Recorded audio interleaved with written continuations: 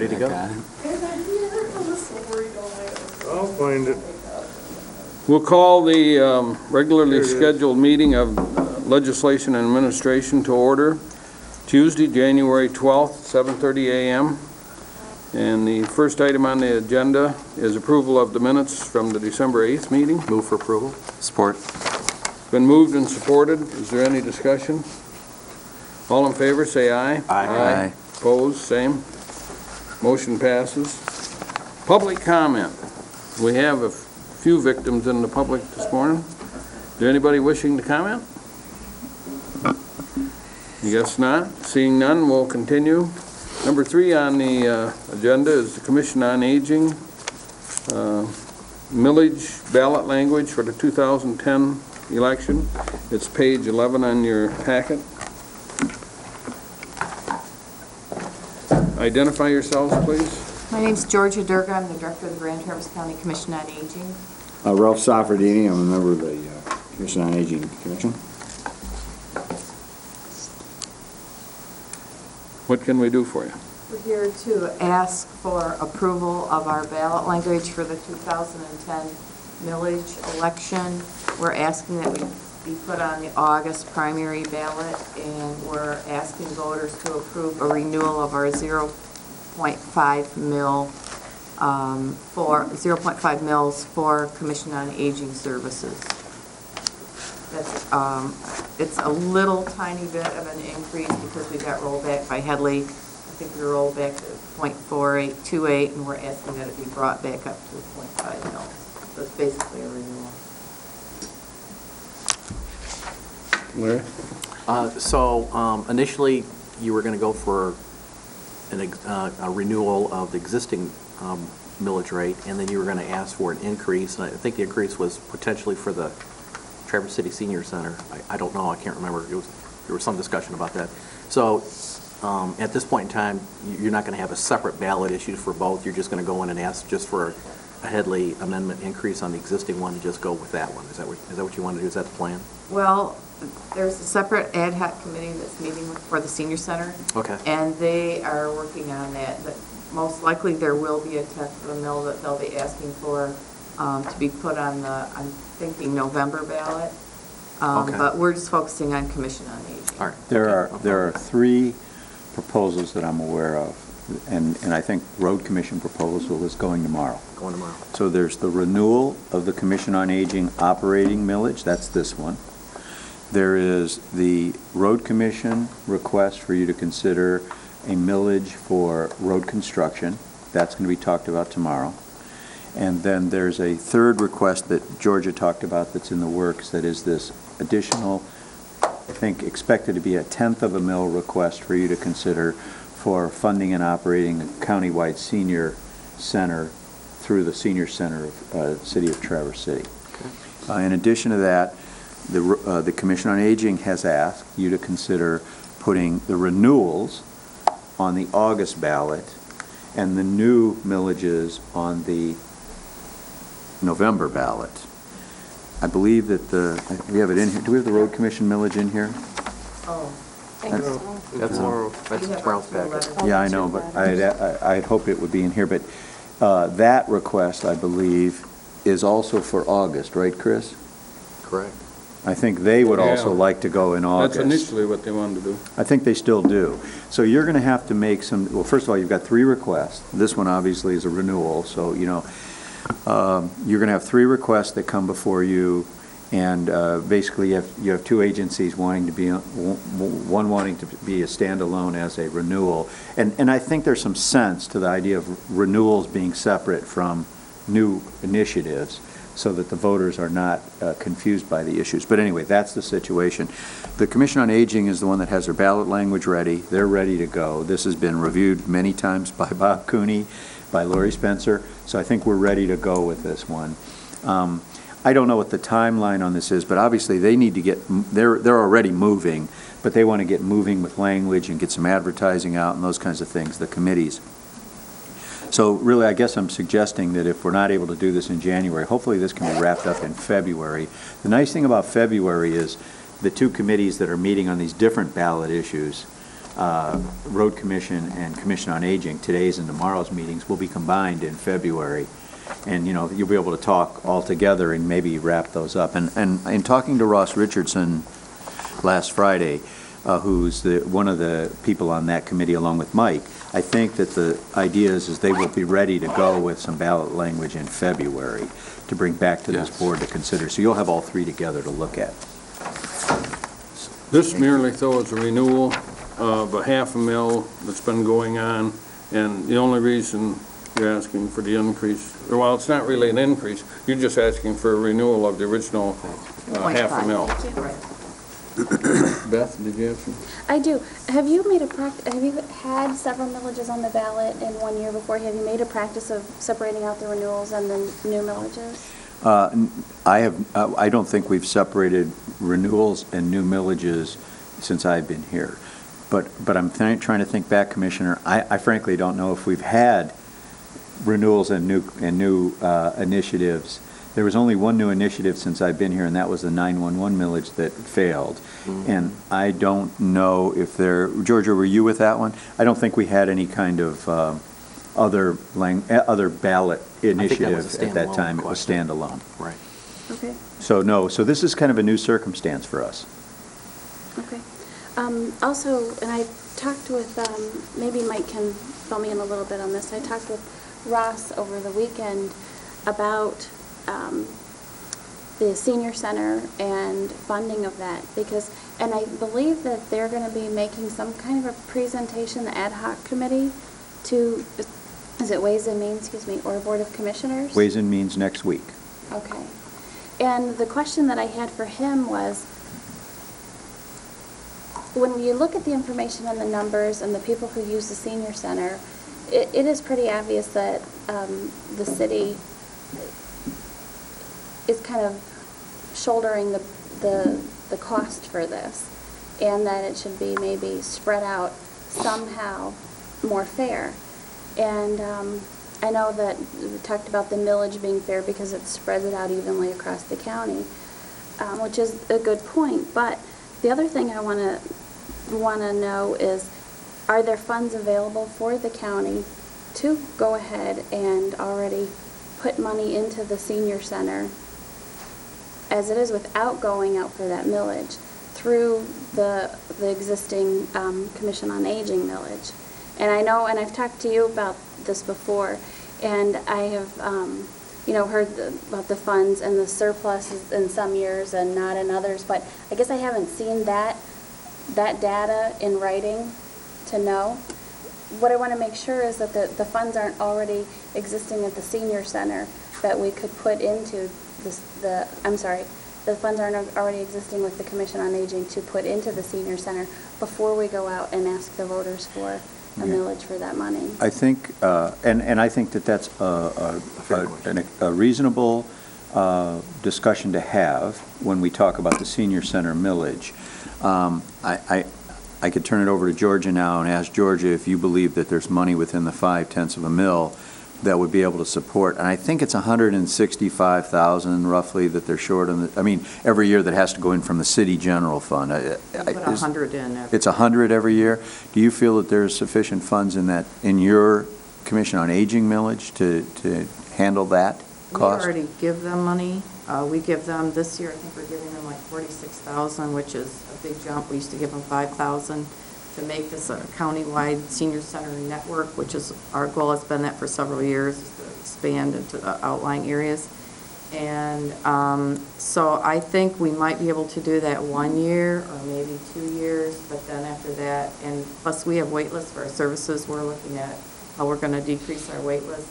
So we might be able to do that 1 year, maybe 2, but then they would have to figure it out from there. I would concur with that, just from my knowledge of the budget situation that they have. I don't think that they could support it. And if they were able to, they would either have to curtail expanding services to other clients, or they would have to maybe even cut back in order to continue that expenditure. So,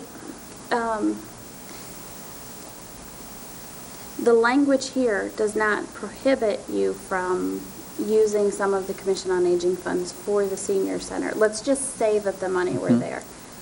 This language would not prohibit that because you already do that. I don't believe so, because we already do it. Okay, all right. Now, then, listening to what you've said, and I'm sure you must be right, you're very familiar with it, can I see that in the data and the numbers and some projections? I believe we could show you that. We've done a 5-year projection that I think Ross will talk to you about next week, Commissioner Richardson, on what it'll cost to run this senior center and key to expand services into the outlying areas, which is part of the proposal. I think we can easily show you that, and I think with George's help, we'll be able to look at what the fund balance and the projected need for this budget is, and I think we can show you that when we bring you that commission, that senior center millage. So, I think, well, first of all, let me say, I really believe, I agree with the Commission on Aging that it would not be wise to combine, if you were going to make an additional millage for the senior center, that you combine the two. I think because I don't think you want to do anything to confuse the voters and in any way jeopardize the current system that we have. So I think at least in this initial term, you want to have the senior center millage, I'll call it, as a separate ballot issue so the voters can vote on that separately. Down the road, if that's successful, you may want to combine them as senior center programming, okay? My whole point of going through that is to say that I don't think the discussion, based on what I know about the budget, the discussion on the senior center millage impacts in any way your decision not to agree to do this millage or move this forward in August. Sure. Because all your other options are still open next week, or next month, when you look at the other options. So I think it's important to keep them separate, and I think I support very much the idea of going back for the renewal on this millage. And that's why I just wanted to make sure that by approving this, we weren't tying any options in the future, and they may not be there, but Yeah, I'm the only thing, Commissioner, that would be if we looked at the numbers and you saw that, or the board felt that you could maybe support half of the senior center millage from this, and you were $40,000, $50,000 a year short, and you approve this as a 5/10 renewal, then now you're a little bit short of doing it. Now do you go for a 5/100 of a mil, or do you go for the mil? So that would be the only place that could impact, but I think I would encourage you strongly, whatever you do, to separate that one out in any event, Sure. Just so that the voters have a chance to voice in on that issue. Larry? Mr. Chairman, I'll make a motion to approve the ballot language as presented for the August primary election. Support. Is there any further discussion? I've got a couple of comments. I would hate to see the existing millage, the renewal of that, anyway impeded for providing service to our existing elderly programs, which I think has really done a good job. And another thing is the Senior Citizens Center also gets money from some townships. I know Blair kicks in like $19,000 a year, and they've got a formula for it. I don't know how many townships participate, but I feel very strongly that the Commission on Aging millage should stay as it's been, and I would hate to see anything that we're contributing to the Senior Citizen Center expand or get to be more. The thing that, at the Ways and Means presentation, that I want to be looking for, and what I'm trying to get at is before we go out for a millage, however small to the voters, that we're sure that we've exhausted any other options for the funding, for the more equitable funding of the senior center. Yeah, I understand. Okay, it's been moved and supported to put the proposal on the August ballot for the Commission on Aging millage renewal. All in favor signify by saying aye. Aye. Opposed, same. Motion passes. Okey dokey. Thank you. You know this is the first time I kept my mouth shut? Almost.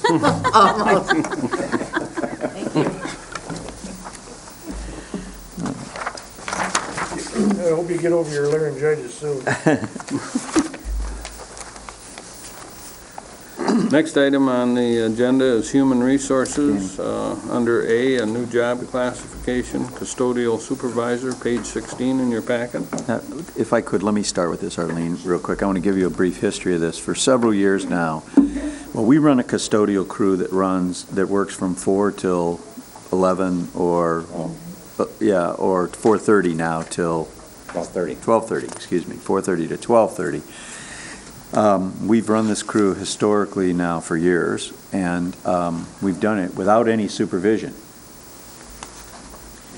Danny will come in occasionally. As Dean and I are in the building at night, we'll kind of check up on people, but these people are basically on their own. Danny sees them at 4:30.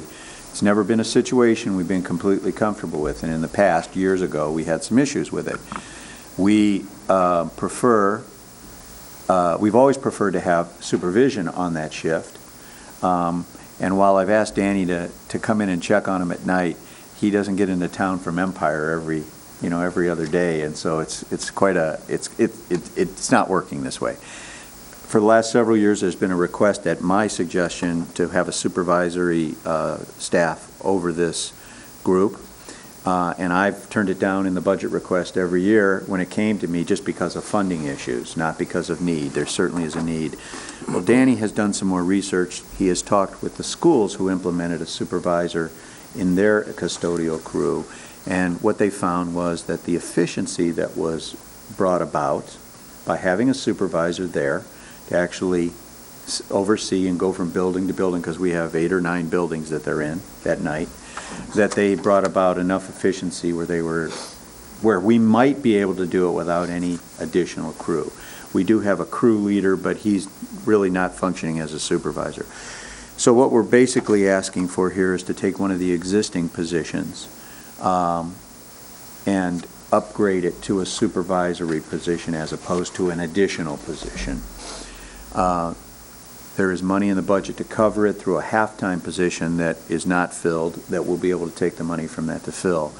And the hope is, and I say hope because we're not sure that it'll work, the hope is that with a supervisor monitoring the work, that we'll be able to get the work done with the same number of individuals we have now as opposed to adding an individual. That's our goal here. Originally, we were going to add an individual. Now we're going to try to do it with exactly the same numbers. So that's kind of the history of this, and Danny came back to me and said, Dennis, I need to do something with this, so let's give this a try and see if the commissioners are willing to do it. So I guess with that, Arlene, I'll turn it over to you, and Danny, I'll turn it over to you. Arlene Grockow, Human Resources. Today we're dealing with just the classification issue. So what Danny had asked me to do is a review of the job tasks and responsibility, and we came up with the job title custodial supervisor, and on our current classification plan, you have it all in your packet where the factors place the position is at grade G. So we're asking today that a new position be approved of the custodial supervisor placed on our current classification plan at grade G. Arlene, will we be eliminating the other position from our classification plan? No. The .5? No. Today's just the classification. Tomorrow Danny will be back at Physical Resources to do the staffing piece of it. As part of the staffing piece, will we be taking, I'm sorry, I don't know the title of the... Building maintenance assistant. Yes, the building maintenance worker. No, that'll still stay in the classification plan. We just won't have anybody in facilities on the afternoon shift that fills that position. Okay. We have to have it in there because we have other building maintenance workers. That's correct. Okay. Yeah. All right. But in other words, there won't be an additional position in the staffing plan. Danny, do you have anything to add or comments to make at this time? Well, my comment is... Would you introduce yourself, please? Oh, I'm sorry. Danny Brown, Facilities Director for Grand Traverse County. I've been asking for this position for as long as I've been here. It's really one of the positions that's really needed because of just the nature of it. It's a night shift, second shift as it is, and it really needs some direction. So I would hope that we could really implement this position. And ironically, the way it's all fitting is that I had a part-time position that the person retired. He was our locksmith, and he retired so that money was still in my budget. And then we had a custodian that actually quit. So with those two positions, there was the money to add the supervisor. Now, I will add that this supervisor will be a working supervisor.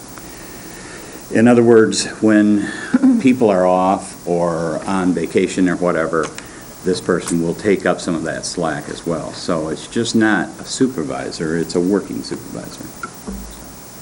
Larry? Clarification on the working supervisor. Mhm.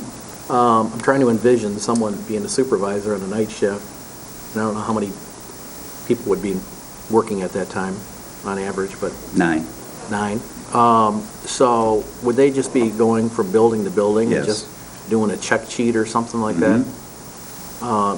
Would there be enough for him to do in an 8-hour shift to check several buildings and I'm just trying to envision that, I would think that maybe he'd be working a third of the time, and then the other, maybe the last third of his shift, he'd go around and inspect, make sure everything got done around all the buildings or Right. something. I'm just trying to figure out how this guy fills his time, rather than just walking around looking at people, making sure it gets done.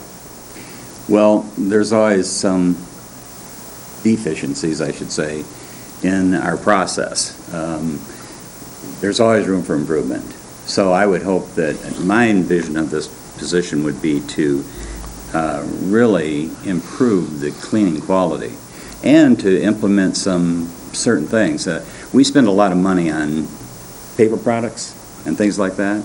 I want to tighten that up. I envision some controls over that, some really good controls over that, actually, and the processes of chemicals and the way we do things.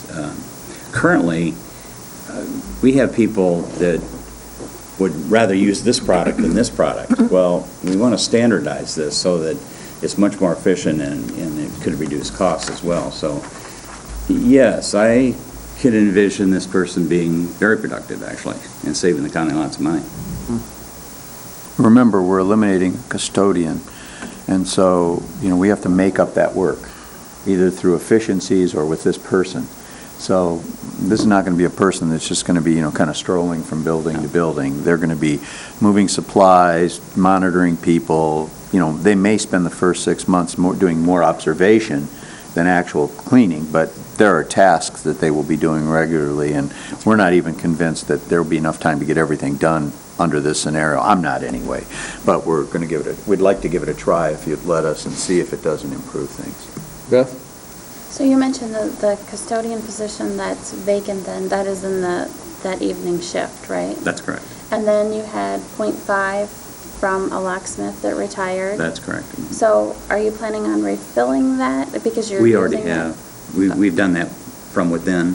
Oh, okay. We've retrained a person that is our locksmith now. Okay, What so Dan's- that's not But a- that position's still vacant. I That's think correct. what He's she's Yes. taken an Yeah. existing person in another job and taught them how to be a locksmith. He's not moved anybody into the locksmith part-time position. So that position's It's going to still remain, um, It's excess, but not practically usable once we take part of the money to to raise the salary of this supervisory position. So we'll look at that in the next budget, whether or not there's a need to continue it or not. Mike, do you have any comments? Question? Just probably the obvious, Danny, you supervise then the custodial supervisor, is that correct? That's correct. Okay. Actually, Arlene, could you explain a little bit about how the level and points numerals work? The county's current classification plan has these different factors that we look at, and then we slot each position into a level, and from that level are the points that are also in the classification plan. I don't have it with me. I'd be happy to get you a copy if you need one. It's out on our website as well. Do you know what custodial grade is? The custodians Mm-hmm. are As. Okay, so this And is this person's pretty a G. significant change.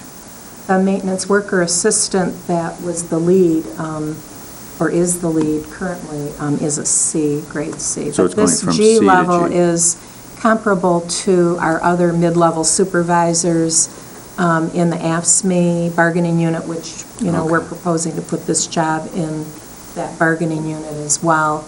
They're level, currently, they used to have level Gs. They don't currently. They have HIs and Js.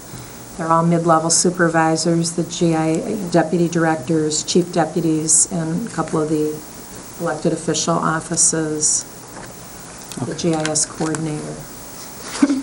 I'm glad to see you try this, because I've felt since I've been on the board that 8 or 9 people running around nights unsupervised could be a liability situation for the county. So I'm certainly in support of this move. And not to say that the employees, would do something. I feel we've just been very fortunate, and I think the efficiencies Danny talked about probably will be realized. So. Is anyone prepared to make a motion? Did I miss the obvious? Maybe I was looking through here or something, but who are you filling this with? Are you doing this from within, moving somebody up, or are you? We'll advertise. Okay, so this is someone new coming in then? Gotcha. It could be somebody from within the staff who's Okay. qualified, Okay. or it could be somebody from the outside. Okay. Well, at least for the new job classification, I'll make a motion to approve the classification as presented. Support. Is there any more discussion or questions? Been moved and supported to establish the custodial classification. All in favor, signify by saying aye. Aye. Opposed, same. Motion passes. Thank you. Thank you.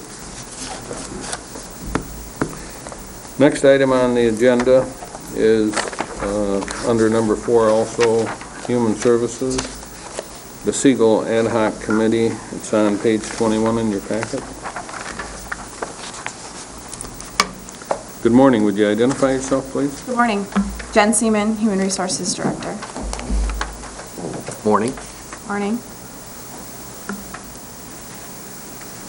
Well, the reason that I am here is now that I have a week and a half under my belt, I thought we should get started with the recommendation about the Siegel Committee that was presented, and wanted to discuss with everybody regarding the proposal for the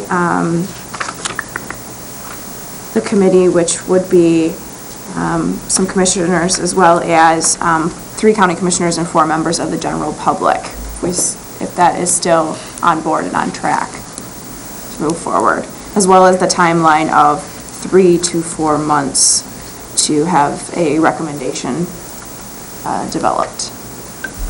Larry? Now that we have a new, fresh face on board, and perhaps, you come from different backgrounds and those kinds of things, a different perspective, as you probably have been filled in on, how we got to the point where we did the Siegel study and why, and what the present report, basically contains, and some of our questions on the report.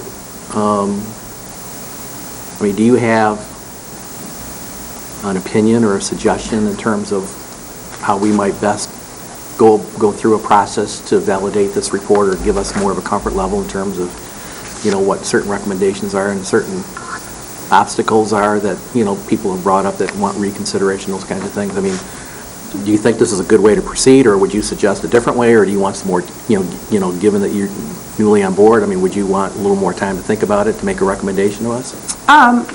Well, first of all, I think that the information that we have from Siegel, there is merit to some of the information. There's a lot of good information in there, and I think that we should take a thorough look at the information that has been presented. Not saying that all of it, but definitely in the few weeks that I've had access to the information, the position descriptions and things like that, those are very well written. I think there's definitely some merit to those, as well as the information that they researched in the job analysis questionnaires and so forth. My first concern with the committee was the part about current individuals with familiar human resources background who are currently employed in HR, to have citizens. You guys would know better than me. I've only been here a few months in Traverse City area. Do we have access to HR professionals that are currently employed that would be willing to go above and beyond to, volunteer their time to serve on this committee? That is my biggest concern.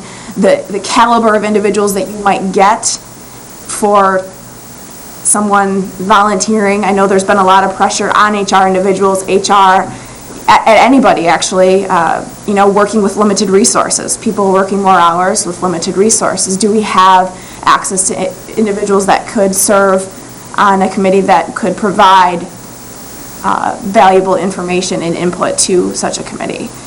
That was my first concern at it. And again, I've only been here a few months, and I've met quite a few individuals in the HR profession, but not enough to make a valid assumption on that or find out.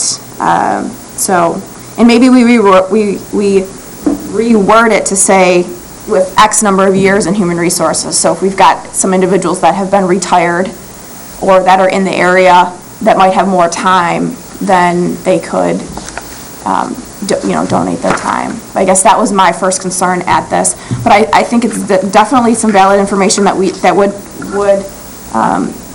3 to 4 months, I think, would be valuable to look at the information and then and kind of move forward from there. So let me just rephrase then. So let's just assume that we're able to find or entice these people to serve on this committee. What do you think of the process is basically what we're just making that assumption. Is it a fair way to go about this, or?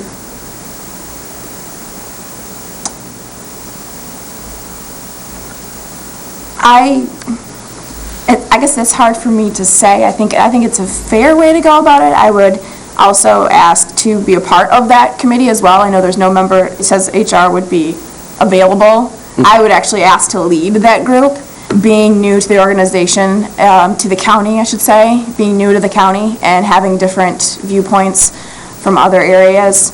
I think the main thing is due to the economic times that we have right now, it's hard to implement. I completely understand that, hard to implement wage increases.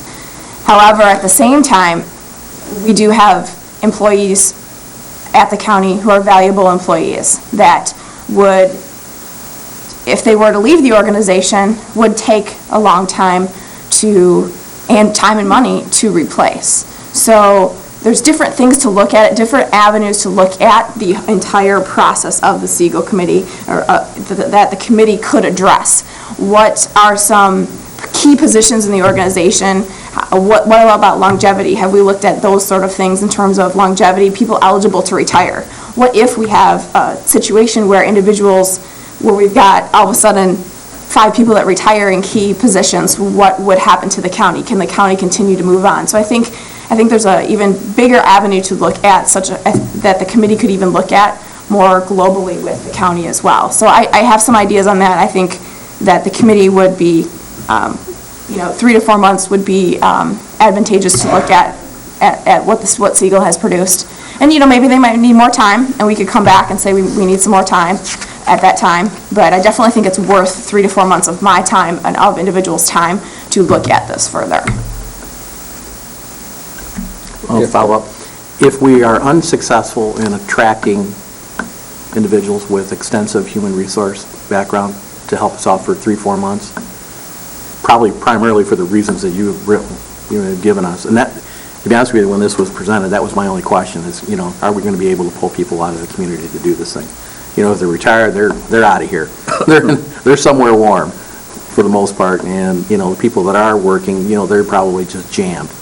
So if that presents itself with that situation, do you feel comfortable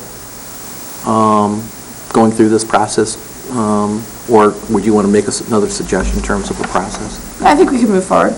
Okay. Yep, absolutely. And even if we get some individuals from the community, I know that we were going to put an ad and solicit resumes. I would like to take a look at those. So there's different types of experience you can get in HR. Sometimes if you're in a organization or county, anything that's larger, you might not even have been access to types of compensation, that area of human resources, because sometimes compensation and benefits is segregated out from the regular human resources duties.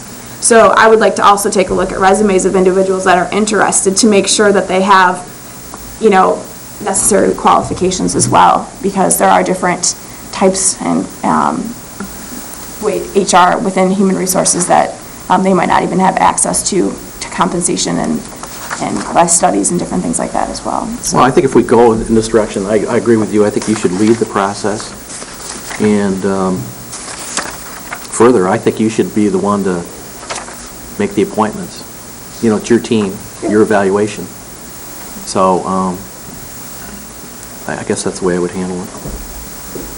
Mike?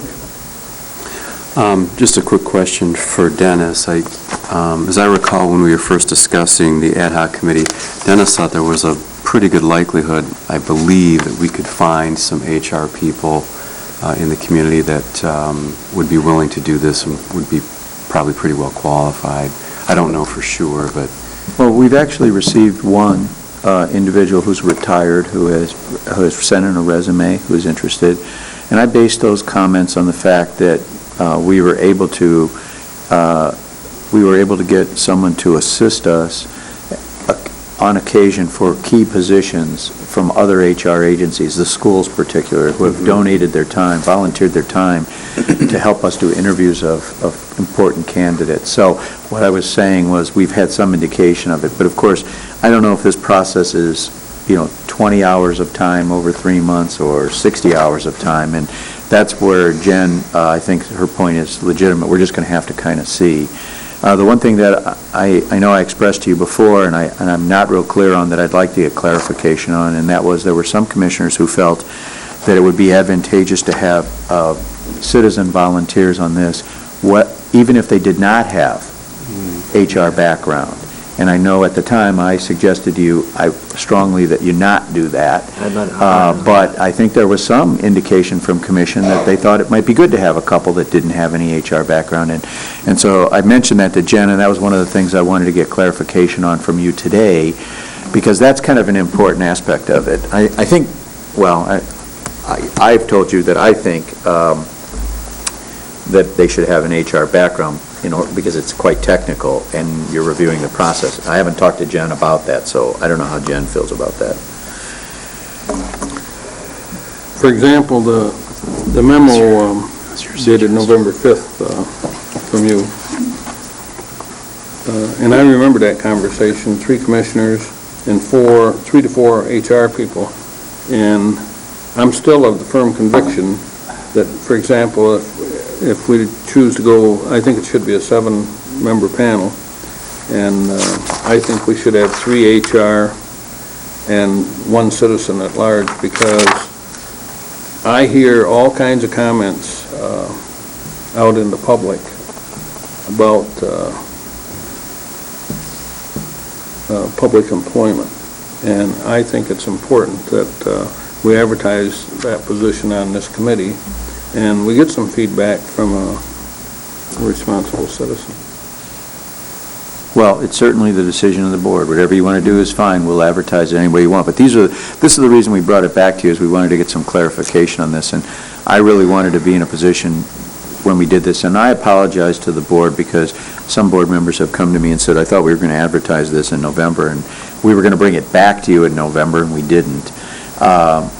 And I apologize for that, because we've lost a month or a month and a half here.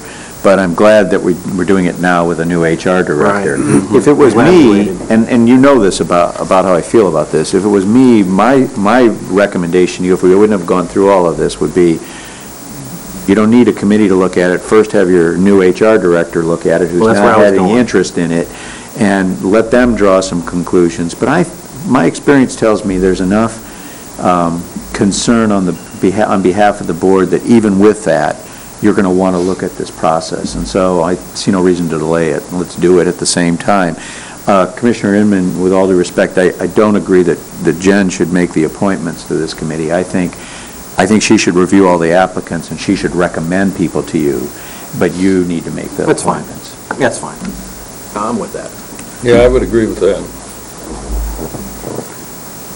Beth? A couple of things. One, I agree that I think that we should probably make the appointments to the commission with some advice from Jen. But I went back and I watched the LNA in November on this part, and I watched it at Ways and Means. It didn't put me to sleep at midnight last night, amazingly enough. I was able to watch through it again, but the concern over exactly, how many will be HR and so forth, and I think, Larry, as you said, you wanted to make sure that there were residents, individuals who were on this committee. And I remember Dennis saying, well, I'd like to see, 3 or 4 of them at least. And I think the reason we left it at 2 was solely just in case we had trouble kind of getting these people from the public, depending on who applied, that we wouldn't limit ourselves, that we would put 2 for HR and leave 2. So I would like to see the wording changed on this page 25, where it says, with 2 of the citizens being currently employed in HR. I would just, I'd like to see at least 2 of the citizens. So, and I don't know if we want them being employed or having HR experience, so it doesn't limit us to whether they're currently employed or a year out of retirement or something like that. Do you see Well, what I'm if saying? they're 20 years out of retirement? Well, they have HR experience. You know, That's what I'm saying. But they may not have they may not have kept up at all with what the last 20 years advances in the field have been. Sure. So if they were put up against another applicant who had, then that would come out in the analysis by Jen and in our appointment. The part that I'd like you to focus on is that one be at least a practitioner in the public sector. I think that's an important component of this. It's And we have that different. in here, right? Yeah, it is, yeah. And I guess I just don't want to lose focus of that. I think that's real important because public sector, through my experience in hiring a new HR director, is considerably different than the private sector. And so, yeah, thank you. That would be helpful. So I wouldn't want somebody to go back and look at this and limit us to 2 people with HR who are employed. Do you see what I'm saying? I'd want to put in the at least so that we have the flexibility to have all 4 have HR experience if we want. And I would also change the employed to, HR experience, so you're not limited to that. Well, they're 6 months into retirement, whatever. I just think it doesn't tie your hands. And I've always kind of felt, and I said at the Ways and Means meeting, I kind of think the perspective of the residents comes through in your county commissioners who don't necessarily have HR background. Some may not.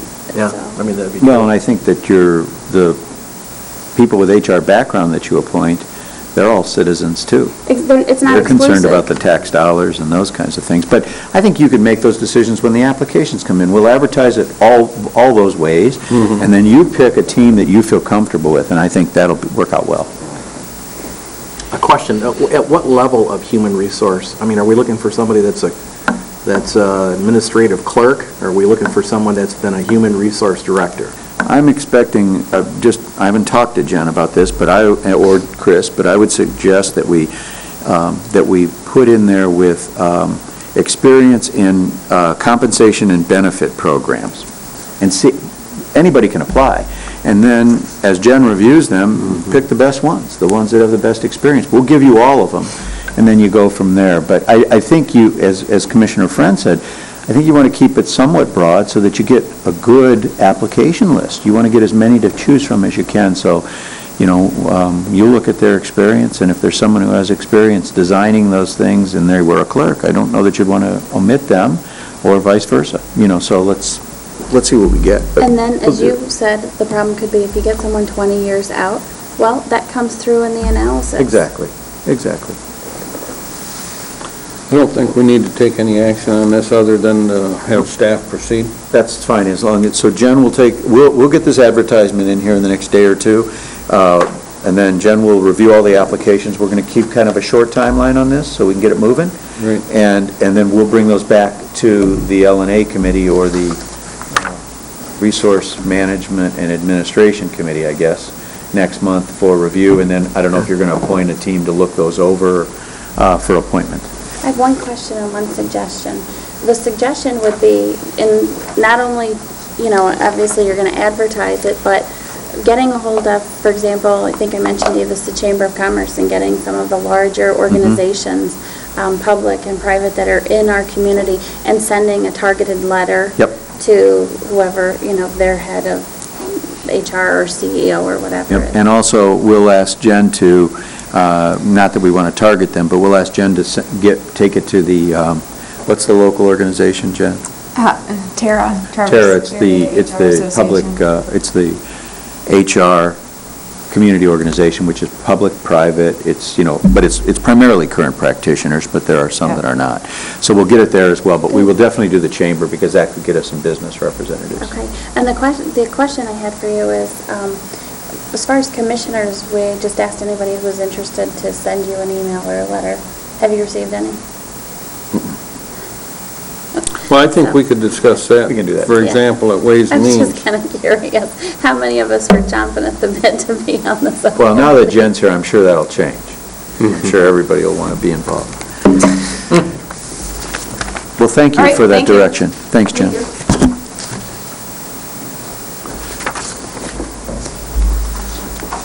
Next item on the agenda is administration. Under A, Building Access Control Policies and Procedures, which is page 26 in your packet. And would you identify yourself, young lady? Katie Lauren, Grand Traverse County Administration Office Manager. This is an issue we've been working on for some time, and basically I delegated this to Katie to take care of, and she's done a great job with it. She's worked with the departments and with Danny Brown, and so, Katie, do you want to walk through this briefly? Sure. On the heels of the DK security policy and procedures revisions that we did with the historic courthouse and the Hall of Justice, it kind of was brought to light that there was some tightening up that we could do with the lock system and the building access cards. GNS at facilities ran a master list of the building access cards, and we had 97 programming groups. For example, employee A had access to, let's say, the governmental center from 6 a.m. to 7 p.m., and then employee B had access from 6 a.m. to 6 p.m. And so really, there's a lot of consolidation that can happen with that. And we also found there were retired employees, or some employees that had 2 cards, or employees that were on leave that still had cards. So there's a lot of inadequacies with that policy, and also a lack of a hard tracking system for the actual hard key lock system. So, and in sight of that, we realized that we don't have a key or building access control policy at the county. So moving forward in that, that's why this policy was established, to consolidate the keys, make sure that those that actually have the keys need the keys, and it's necessary for them to have access to the building to do the job that they need to do. Say those that come in on the weekends or work after hours, things like that. Also, to keep a track of the hard key system. Have some formalized system for that, so I've worked with Janice on that. So this is a revamping of the actual key request form, and then the development of this policies and procedures. So the policy doesn't dictate who gets a key, who doesn't get a key. Right. Does a policy determine who makes those decisions? Yeah, each department head will be responsible for, the employee will request the key, the department head will review it and approve that it is actually necessary. And then ultimately, facilities management will have ultimate say in that, but I don't really see that as a problem if the department head authorizes. I think the focus is clearly on the department head to Right. make the decision, Right. that there's a So- need. So are we going to go back to the people that have access keys and review each one? Yes. Is that what we're going to do? Yep. Okay. Each department head will get a list of their employees and the current access cards and keys that we have a list of, which is small, and they will determine the necessity. The access cards that might be, let's say someone retired and didn't turn in their access card, that's not an issue, because just by going on the computer, You can- their card you can is pop it.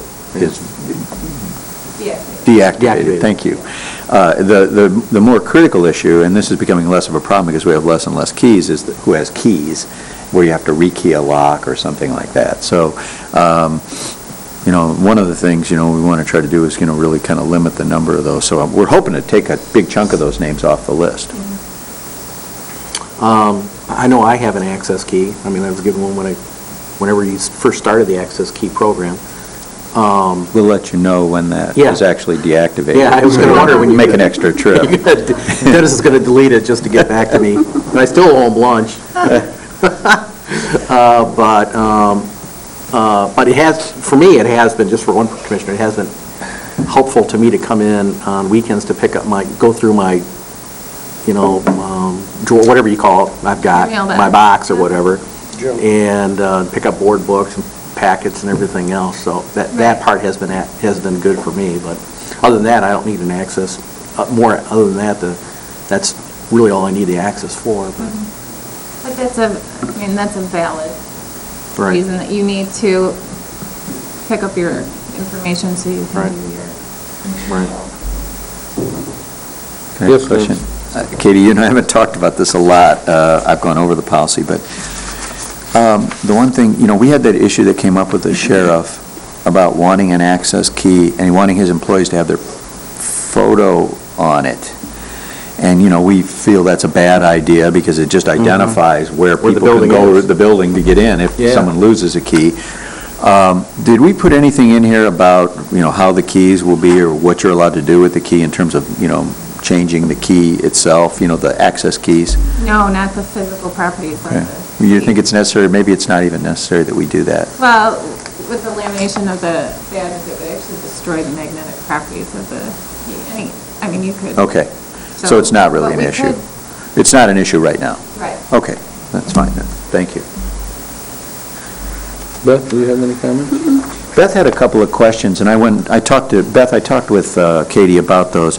On that second one, the thing is, she was asking about the question of, we get a request from a department, it comes to to facilities approves it and sends it back with a key, and then the employee signs, and then it comes back to facilities again, and it's going back and forth, but Katie had a valid point. Her point is once we send the access keys, the employee is actually signing the form saying, I've accepted the key, and I have the key. So that's why we did that one. Okay. And we're going to relook at that other one to see if we can't make that a little more efficient, but I think you did a really good job of this, Katie. I think it'll help clean things up. And the biggest key here is annually checking the inventory and making sure, and then getting department heads to follow up when someone leaves to make sure that those keys are collected and that we've, and we keep track of them. That's the important part.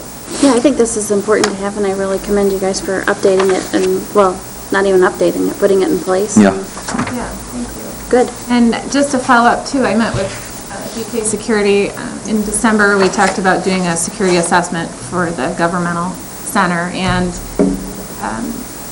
the head of DK Security came in, Steve Peckrell, and they talked about that it might take additional hours for funding or whatever. And so they're going to put together a proposal of what they think should be done here, and then we'll bring it to you, and you can decide if you want to go ahead and move forward with that, with the Okay. expenditures for that. Katie, you're talking about security in all assessment for buildings? The governmental.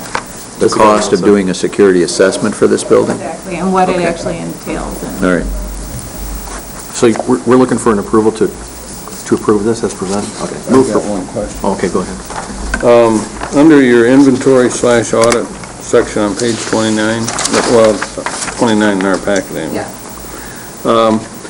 I think we ought to have a date in there or a specified amount of time. For example, the month of January, the month of July, when the audit gets done, because things have a way of just kind of going on. So for example, if we put a timeline in there, and it doesn't have to be a specific date, you know, it could be a month, say, within this month, we're going to conduct this audit. I think that'd be important. All right, I think that's a good idea. Would the board or the committee be willing to approve this to move on, and we'll make that change before the final comes to the board? Sure. Would that be okay with you? Well, Yeah. And that Good has, idea. that all has to do with that last paragraph where you're Yeah. saying, yeah. Move for approval with that change. Support. been moved and supported to forward the, let's see here.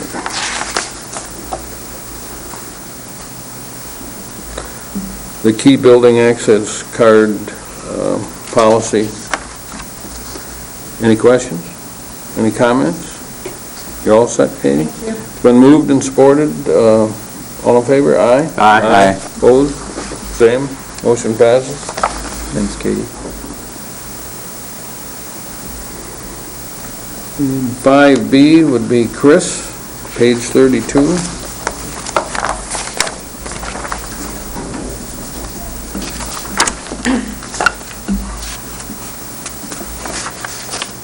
I just provided an update on current boards and committees with explanations of what needs to be taken care of, and if anybody has questions, please ask. The only question I have is on the Resource Recovery Council. Yes, So Monica resigned, correct. and Mark's application was on file, or did we advertise for that? He had one on file, and he updated that one. We did not advertise because it's specifically a industry representative, and we had asked for that previously, if you recall, because we had advertised for that last month. I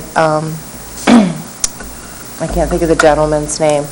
The other industry representative, we had a term that ended at the end of the year. We had been advertising for that information, and we didn't get any other applicants at that time. Jim Kirby.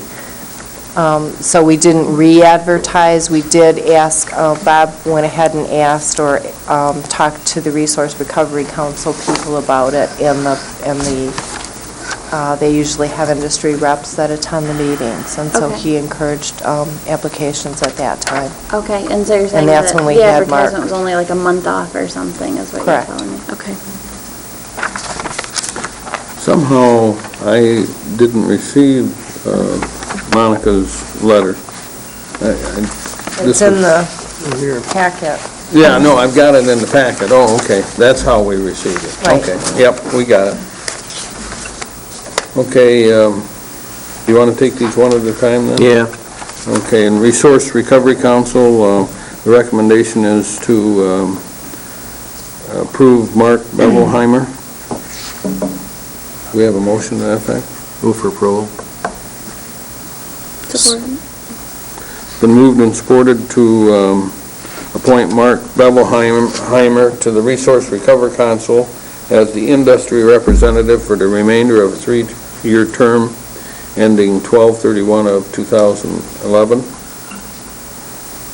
Is there any discussion on that? All in favor signify by saying aye. Aye. Opposed, same. Motion passes. Commissioner appointments, who's this Larry Inman guy? I thought you were supposed to be a resident. Huh? I thought you were supposed to be a resident. Soon to be. Okay, what we need to do here is reappoint Larry Inman to a three-year term, January 1st, 2010 through December 31st, 2012, on the Airport Commission. Inman also on the Farmland Preservation, the same dates, January 1st, 2010 through December 31st, 2012. And then the Brownfield Redevelopment Authority, reappoint Bruce Hooper to a three-year term, January 1 of 2010 through December 31st, 2012. Anybody have any problems or questions with those? I'd be open for a motion. I would move to appoint those individuals to the committees just listed by the chairman. Support. Been moved and supported to make the commissioner appointments as stated earlier. All in favor signify by saying aye. Aye. Opposed, same. Motion passes. Next one would be the Brownfield City Representative. The City Commission on January 4th reappointed Peter Strom as a representative to a 3-year term on the County Brownfield Redevelopment Authority. Move for approval. Support. Been moved and supported to have Pete Strom as the city appointee per the City Commission. All in favor signify by saying aye. Aye. Opposed, same. Motion passes. Correction, let's see here. We're changing the date on that, is that what we're doing, on her appointment, Heidi's? Correct. That was done at a board meeting. We tried to do the, we The did the 13th. reappointment to the Hospital Finance Authority, and Heidi took over a past appointment, and it said 5-year term, but it was, the date that was indicated in the board book was June 30th, 2013, and the county clerk needs a correction on that. So this is just to correct it to the actual 2014. It's a housekeeping. Support.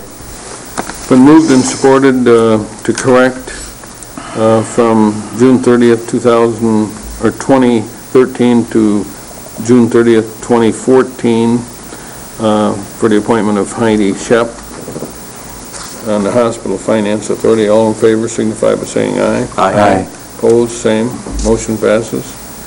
Department of Human Services, the DHS Board, a new appointment is Rhonda Estes, whose term will be effective upon her swearing in by the county clerk. Leo Hughes has served this capacity since 2001. And previously, as the county representative for a number of years, Mr. Hughes will be recognized for his years of service to the Grand Traverse County at a board meeting. Is there any action required there?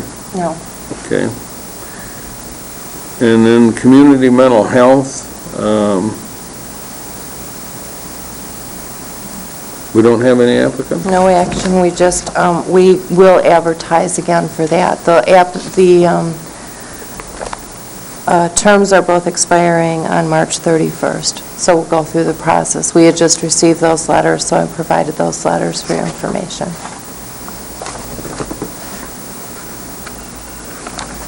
I think that takes care of it, doesn't it, Chris?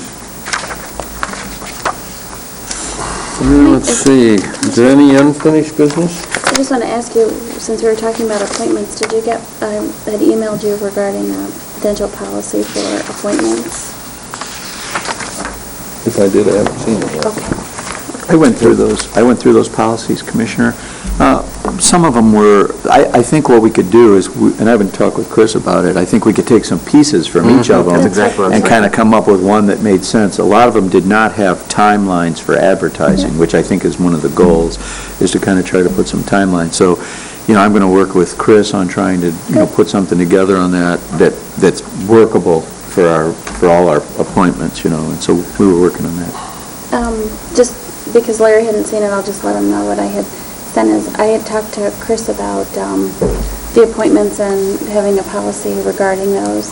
And after I talked to her, I just did a quick search and found some at some various counties, around the country, and attached maybe 5 or so sample ones, and copied you, and also, Dennis and Chris and the rest of the board, and said, we could take a look at these and do exactly what Dennis had mentioned, which is, take what fits for our circumstance and put that together into a policy for the county.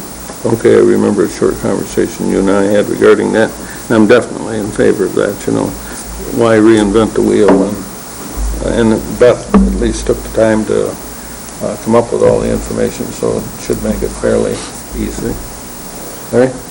Yeah, I got the same information from Beth, and I reviewed them, and it was interesting to see that some counties that she presented the policy by email, some were pretty lengthy and restrictive, and some were fairly soft and general, and, they had them in there. Some counties had term limits, which we decided sometime in the past to remove our term limits, but, we got all brand-new commissioners aboard, so, we may want to address that again.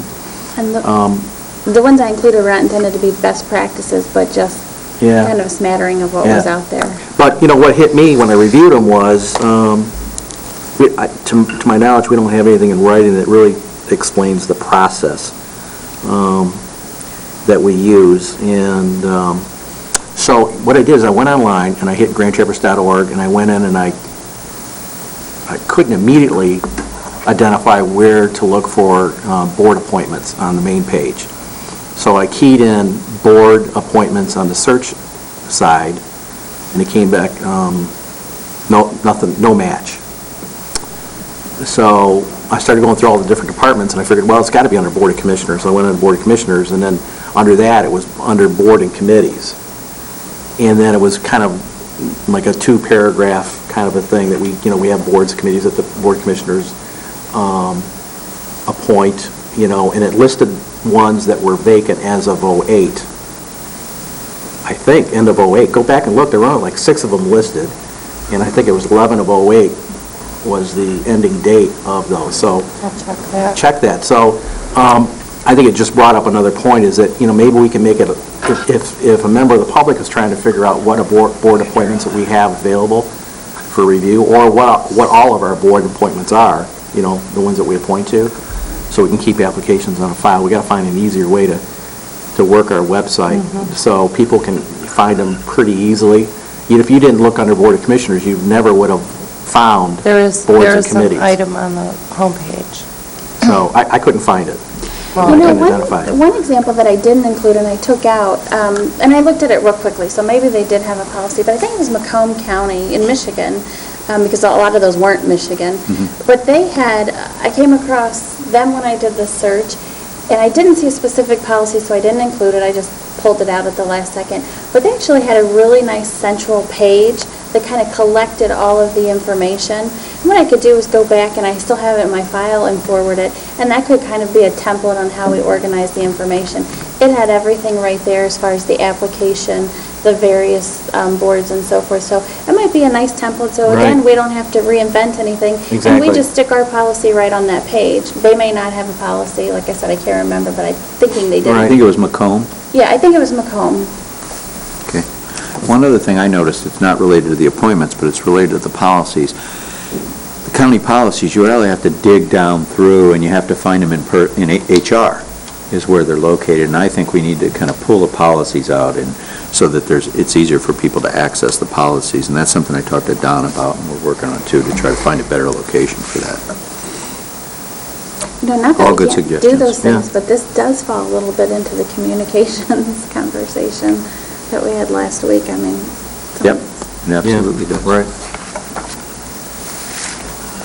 The only other question under unfinished, well, probably whatever unfinished business, is just a clarification, Dennis, of what we're doing.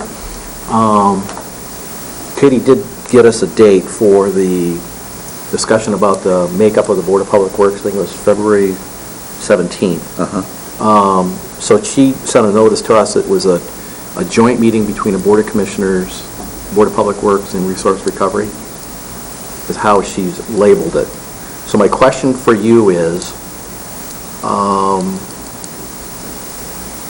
that in lieu of the joint township county meeting, or are we going to do something separate with the townships, or was that all supposed to be one? It's all supposed to be one. I'll have to go back and check it. Can you I go didn't back? see the email Okay. yet. But no, the intention of that's why we were doing it on Okay. January 21st, is it's all, Yeah, Katie, when I asked her this morning, she wasn't sure that was supposed to be all included. oh, yeah. Whether there's going to be a separate joint township board meeting. I'll talk with her this morning. No, So it's all gonna be included? It's all going to be included. All right, okay, okay, Yeah, so all the townships would be invited, correct? okay, Yep. Yes, thank you for bringing that to my all right, attention. okay. Anything else in unfinished business? Public comment? We don't have any public present, so we'll go to other. Administrators update, verbal. Dennis? Thank you. Several commissioners have been involved in the GBB solid waste study that's ongoing, and did I provide you with a summary of their findings? I'm not sure if I did. I haven't seen it. All right, I will make sure I get one in there today for you, so you can see a summary of the findings, and anybody who wants the full report, I'll get you the full report. But I didn't bring it with me, but just to generalize, they're suggesting that this move forward. They're suggesting that this ad hoc committee approach the BPW, the Board of Public Works, and ask the Board of Public Works to bid this out, to go bid out service delivery. It's general in its nature. It's not as specific as I would have liked to have seen it.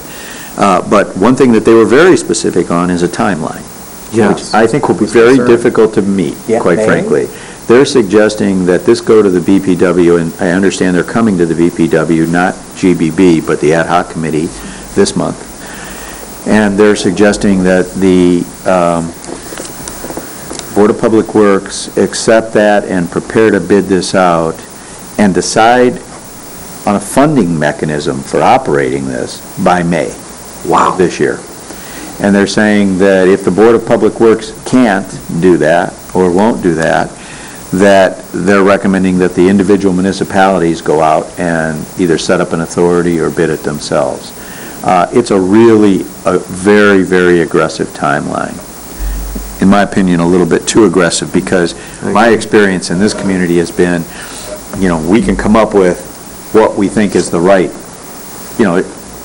I think we can come up with what we think is the right financing mechanism, but it will, in all likelihood, only be one that we agree with. Mm-hmm. And when you go out to the townships and you go out to the city, they may have a completely different idea. And so I've decided to pull together some staff people, and what we're going to do is we're going to try to put a proposed process together, assuming they come in January, for the February Board of Public Works meeting, and we're going to lay out a process whereby we think we're going to try to design a process where we can actually go bid this out and try to meet the timelines. Because what they're also suggesting is that if the County Board of Public Works is not able to meet these timelines, that the units of government not re-up for the interlocal agreement to be part of the solid waste plan with the county. Okay. And so I think we're going to have to work very closely with them. But we're going to kind of take on occasion, these issues get before the Board of Public Works that are have countywide impact, and they take a while to get solved. Septage treatment, as an example. We can't let that happen in this case, because I think there will be some townships or the city perhaps who say, we're not waiting, we're just moving ahead, and we're going to drop out of the county plan. So we're going to kind of take an aggressive stand on this and put together a staff proposal to bring in February for the Board of Public Works to continue to try to move this forward and get as close to the deadlines as we possibly can.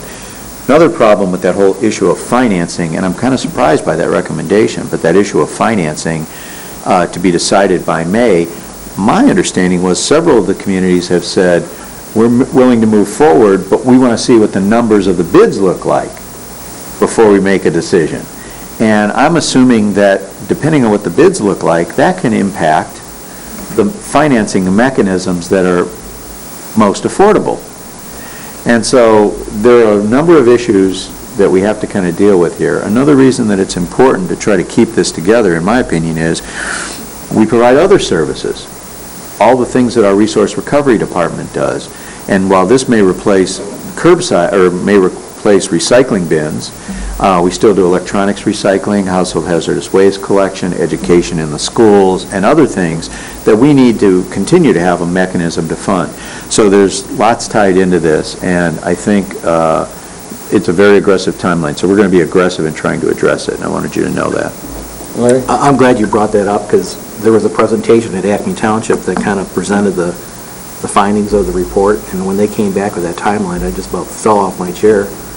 I mean, just think of the number of years we've debated the landfill surcharge. And, we're going a much broader aspect on this particular issue. But my sense is what is driving the timeline is the solid waste interlocal agreement, which expires exactly at the end of '10. Yep, that's So the exactly right. suggestion is, one suggestion was that if we really want to give us a fair time schedule to do this evaluation and work this thing through, rather than just a rush in judgment and boom, out we go, is to extend the interlocal agreement 12 months and give us time to work on this thing. Yep. I talked with the staff Is that a about... possibility, or? I talked with the staff about that yesterday, and Scott Howard, the attorney, was part of the meeting, and we did have that discussion. We think that it's probably not advisable to start up front and say, we want to extend this for 12 months. I think what we want to do is we want to show effort, show progress in the next 2 or 3 months, and then go back to them and say, and Scott is working on drafting up an amendment to the intergovernmental agreement to extend it, probably, we thought, 6 months, to keep the timeline tight so people know that we're holding our feet to the fire and we're making decisions in a timely manner. But yes, that is kind of one of our strategies, is that we have that in our back pocket once we build confidence with the local community so that they will be willing to extend that for us. Do you have the staff dedicated to do this? Because you mentioned the septic facility, and that's one of the issues that we've had is, it's taken quite some time sometimes to get things back between meetings. Well, Commissioner, it's a good point, but, I'm dedicating staff to it. One of the things that that the commissioners commented on in my evaluation is my lack of delegating, which I don't agree with. I think I delegate things all the time. I have to. Katie was just an example of it. But no, I brought in the planning director, and I brought in Dean Bott, and I brought in Bob Osterhout, of course, from Resource Recovery Council, and typically, tentatively now, Ross Childs, although he wasn't there yesterday, until Chris gets back next week. And so that's the group that we're going to put it together with, and we're just going to make it happen. I don't think we have a choice. Okay, next issue I wanted to tell you about is just to update you on some of the things that are coming next week. We expect that the property purchase agreement for that sheriff's property for a new building will be here next week at Ways and Means. There was some confusion with Al Schneider and his staff and the sheriff, and I've got that straightened out now, and Bob will have it ready next week. So, I still can't understand why we don't build it on Joe Meyer's property. We already own the property. And if he gets his new jail and he's got a new storage building some other place in time, you got one sitting on Joe Meyer's you could use. well, I understand that, and I think that would be reasonable. I can't see buying another piece of property. Well, it would be reasonable because it would provide us with a storage building for our other needs, or potentially for them. I'm guessing the sheriff would not agree with that, simply because he wants to build a standalone facility that he can then sell down the road and then use the proceeds from that as a way to extend the benefit of these funds that we receive. And that's I think, the reason he would not want to do that, Commissioner. But I understand what you're saying, and... We probably have a limitation in not being able to split off of Joe Meyer's property. I haven't checked But that. you could put a building on it and the county could always use it. Yep, that's true. I haven't had a lot of success in getting the sheriff to agree to, let any of that money help out county needs without some kind of a reimbursement. Let's remember that next time he wants cars. Anyway, we're working on that, and that should be coming next week. Bill Rokas, the treasurer, will come and give you an update on the tax delinquent process and the tax delinquent fund next month. We hit you with this last January, I think, when you were brand new, for some of the new commissioners. We went through a period of years early on in this tax delinquent program, and the tax delinquent program is one where the county initially could go out and borrow money, and whatever delinquent taxes were out there for all the local communities and the county could pay all the local communities in the county 100% of what taxes were due to them, and the county would take responsibility for collection of the delinquencies with interest and penalty, and then the county could keep that, okay? And the purpose was to get all the local communities their money up front so they had good cash flow and they could do their job. And so that went on for a number of years. We would go out and borrow. Most counties borrow, and then they would go back, and then they would collect, and the interest and penalty would pay the borrow, and there would still be revenue left over. And over a period of time, in our county, we built up enough money in that tax delinquent fund. We have typically $9 to $10 million in that fund, which has always funded this program. In other words, we didn't have to go out and borrow. We borrowed from the fund itself, paid all the local communities, and then we would collect the interest and penalty as people paid their taxes over the 2 years.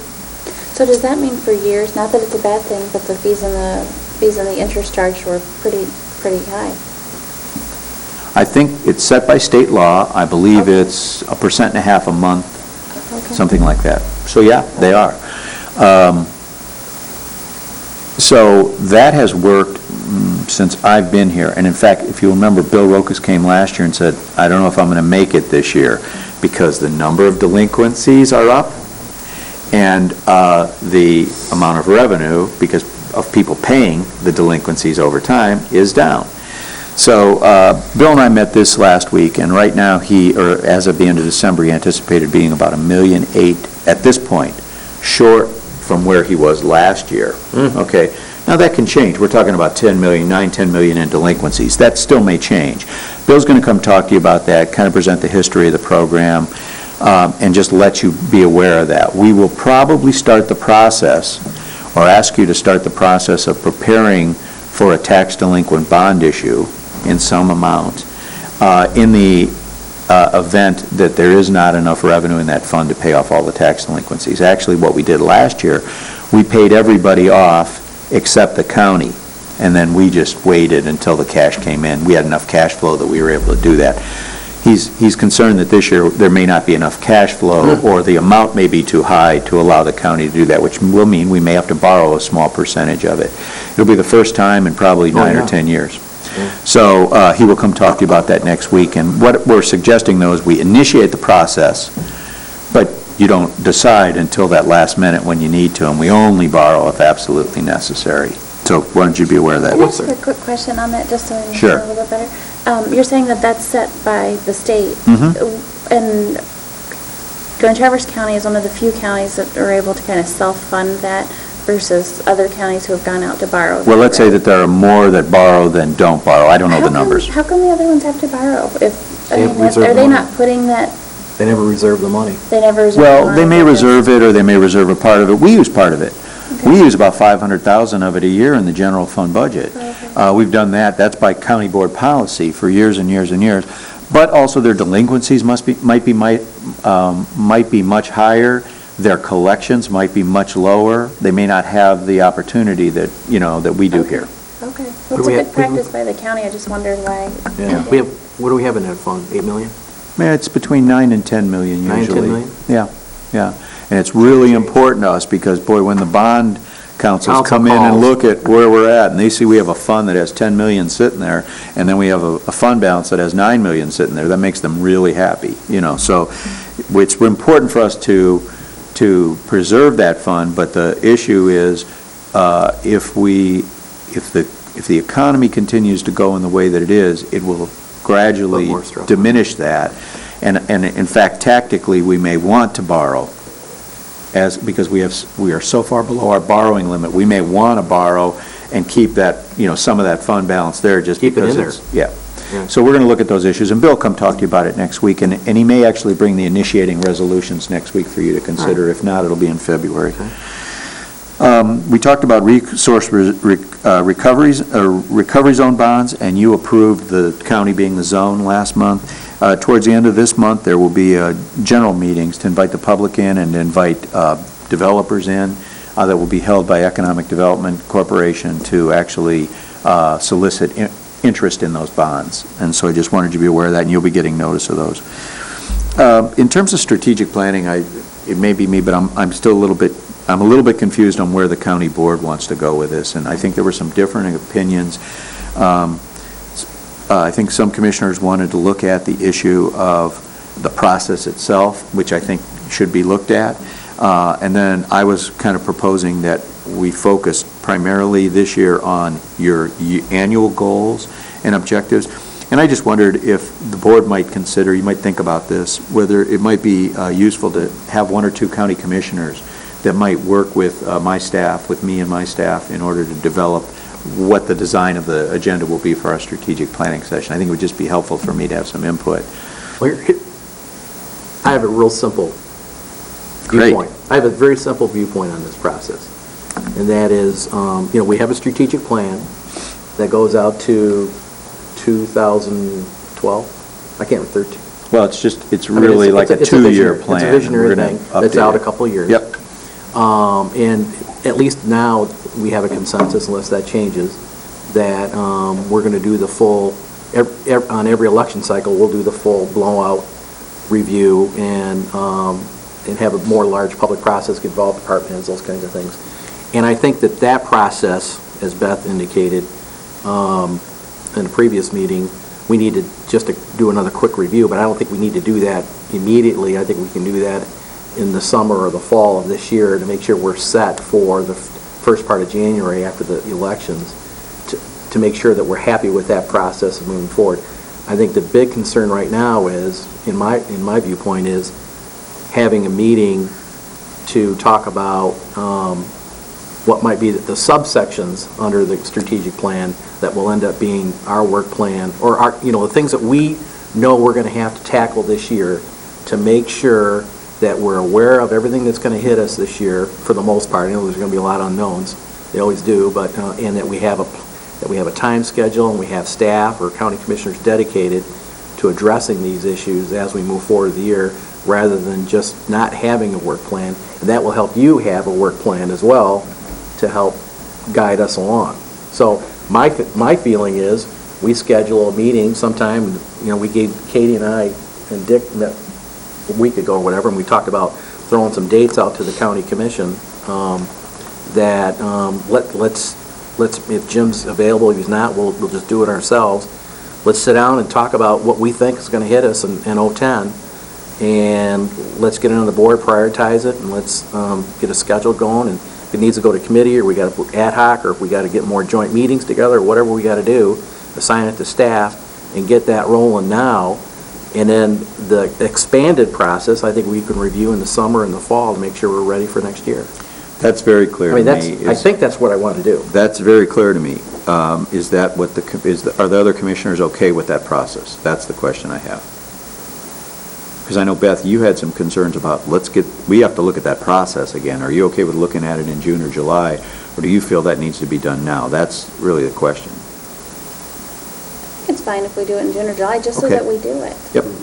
Okay. All right, that clarifies it a lot for me. So Did you have can- something, Commissioner? You wanted to say? I agree. Oh, okay. So can you Absolutely. get those dates down and shoot them out and see which one We will get can it. work with? I'll check with Katie as soon as we're Okay. done here. All right. Thank you. Next, I wanted to remind you that MERS, the Michigan Employee Retirement System people, will be here next week at Ways and Means Cool. to talk with you.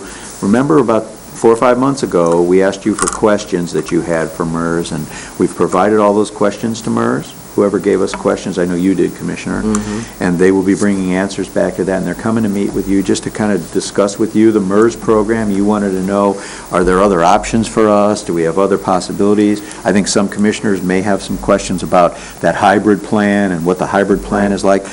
And so I'm just giving you a heads up on that, because they're coming next week, and they're going to come up here and spend that meeting with you, and I hope commissioners are ready to kind of have a good discussion with them. This will be a good opportunity for you. Okay? So we'll have the opportunity to discuss that hybrid plan, because I was interested in that based on the recommendations of staff. Obviously, it's within the limits of the meeting, because you have a lot of other things on your agenda, but yes, absolutely. In fact, I'm sure they're aware, but I'll make sure that they are contacted again and let them know there may be questions about the hybrid plan, be ready to discuss it. Okay. Yep, we'll have that for you. The last thing, just a heads up again, I got a call from Jim File from the schools. We've been working on this for a few months, the Sheriff's Department has. In their cuts that the schools are facing, one of the things they're looking at is eliminating the liaison officers. The history of the liaison officers is, for years, and these are detectives, county detectives that work during the school year in the schools, full-time. I think we're in 4 schools, one of which is Kingsley. The city has 1 person in a Traverse City TCAP school. We have 3 in TCAP schools. And for years, the county funded those 100%. And based on our budget and recommendation, I asked the board to consider funding 50%, or excuse me, I guess, yes, asking the county to fund 50% during the school year and ask TCAPS to fund the other 50%. And then in the 3 months of summer, the county funds those positions, and those people are on the road or doing other things. And the county board switched their position from funding it all to will fund 50% during the school year, and the schools agreed and have funded that to this point. Well, Jim File called the other day to say it's one of our recommended cuts. So I wanted you to be aware and have a heads up of that.